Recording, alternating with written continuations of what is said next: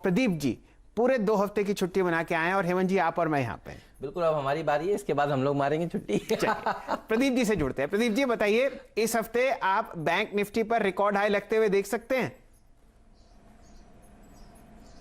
पूरी उम्मीद करनी चाहिए जिस तरह से ये रिपोर्ट सामने आई है। और आप देखिए इस रिपोर्ट में खास तौर पे जो बातें कही गई, जैसे आपने कहा ये जो आरबीआई का इंटरनल वर्किंग ग्रुप था जिसने ये सिफारिशें दी हैं और 15 जनवरी तक अब सुझाव मांगे गए हैं। तो ध्यान रखिए, ये इंटरनल वर्किंग ग्रुप की रिपोर्ट है जिसके आधार पे 15 जनवरी तक सुझाव लेने के बाद आरबीआई एक फाइनल गाइडलाइंस जारी करेगी और तब ये अमल में आएंगे। अगर आप बड़ी सिफारिशों की बात करें, जैसे आपने कहा, तो निजी बैंकों में प्रोमोटर हिस्सेदारी की सीमा को 15% तक लाने की बात थी, वो अब बढ़ाकर 26% कर दिया गया है। ये एक बड़ा पॉजिटिव बदलाव, क्योंकि इसको लेकर काफी कश्मकश कई सारे बैंकों में, कोटक महिंद्रा, इंडसइंड तो खैर ऑलरेडी नीचे है, बंधन बैंक जैसे बैंकों पे दबाव आप देख रहे थे। दूसरी बात, 50,000 करोड़ से अधिक एसेट वाली एनबीएफसीज को बैंक में कन्वर्ट किया जाए। हमने हाल में देखा था आरबीआई के एक नए डिप्टी गवर्नर मिस्टर राव जो बने हैं, उन्होंने एक स्टेटमेंट में, एक भाषण में ये कहा भी था कि वो समझते हैं कि बड़ी एनबीएफसीज को बैंक बनना चाहिए। तो ये क्लियर डायरेक्शन दिख रहा है। आगे आने वाले दिनों में आप बड़ी एनबीएफसीज को बैंक बनते हुए देखेंगे। पीरामल, चोलामंडलम, श्रीराम जैसे स्टॉक्स पे नजर होगी। बड़े कारोबारी घरानों को बैंकिंग लाइसेंस देने की बात एक बार फिर कही गई है। एक बार फिर इसलिए क्योंकि 2013 में भी एक बार बात हुई थी, लेकिन किसी को लाइसेंस मिला नहीं। लोगों ने अप्लाई जरूर किया। तो क्या इस बार आरबीआई का रुख बदलेगा? इस रिपोर्ट से ऐसे संकेत हैं। तो बजाज फाइनेंस, एल&टी, एम&एम फाइनेंस जैसे स्टॉक्स पे नजर होगी।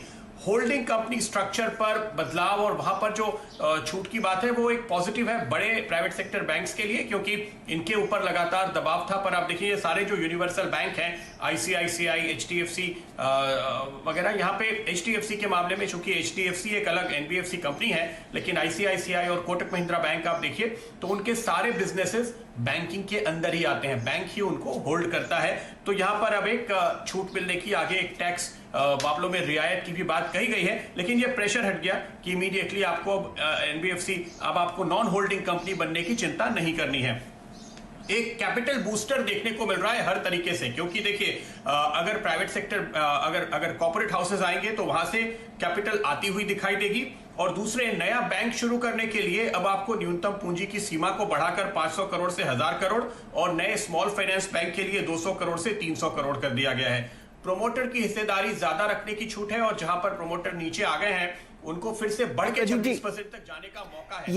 ये रिपोर्ट सबने बहुत ही बढ़िया तरीके से पकड़ी हैं।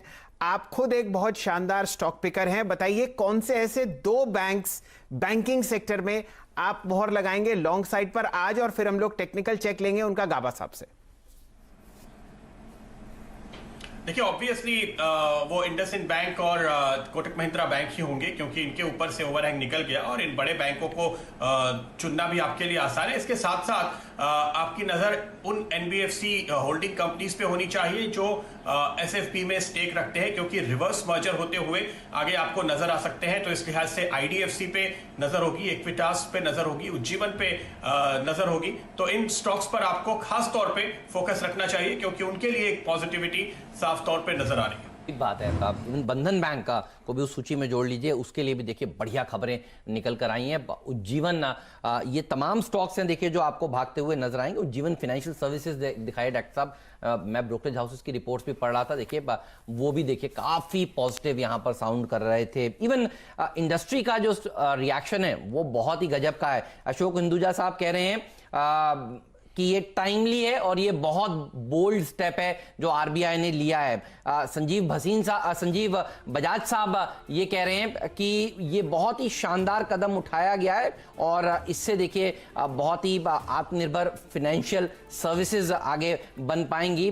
जैसे आत्मनिर्भर इंडिया का भारत का जो मिशन है देखिए, उसके तहत ये बजाज फाइनेंस के देखिए सीएमडी कहते हुए, तो हर तरफ से जो इंडस्ट्री है उन्होंने इस रिपोर्ट के ऊपर एक बड़ा थम्स अप दिया है। लेकिन फोकस में रहेगा कोटक महिंद्रा बैंक और इंडसइंड बैंक, बिल्कुल साफ है। और पिछले कई दिनों से देखिए हम गाबा साहब से इंडसइंड बैंक पर बात कर रहे हैं और गाबा साहब कह रहे हैं कि ये स्टॉक कोर पोर्टफोलियो वाला शेयर है। कोटक बैंक भी देखिए दिन के हाईस पर जाकर पिछले ट्रेडिंग सेशन में बंद हुआ था। गाबा साहब दोनों का चार्ट चेक करिए, उसके बाद बजाज फाइनेंस पर भी एक राय लूंगा, लेकिन पहले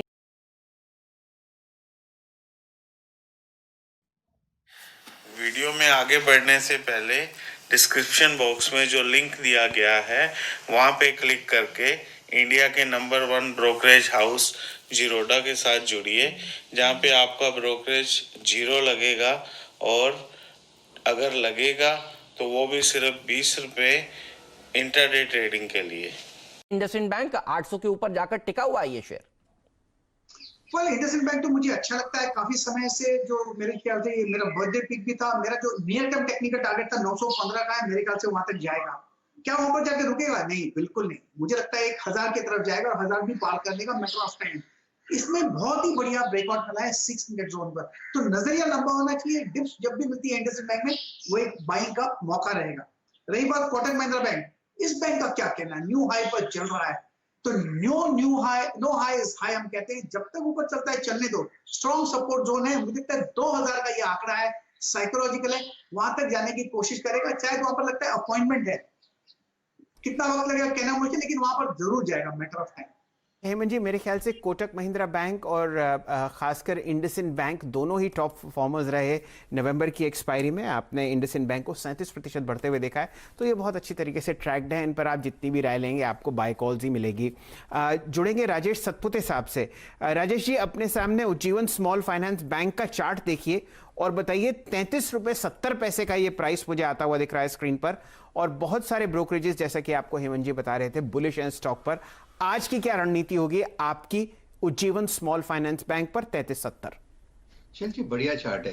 इनफैक्ट इसमें अपना जो इम्पोर्टेंट क्लस्टर ऑफ रेजिस्टेंस था, जो कि करीबन 32 एंड 33 के आसपास था, जहां पे आपको 200 मूविंग एवरेजेस आते थे, एग्जैक्टली उसी लेवल के ऊपर ब्रेकआउट देने के बाद पिछले 2 दिन से ये कंसोलिडेट कर रहा है, और ये एक अच्छी बात है।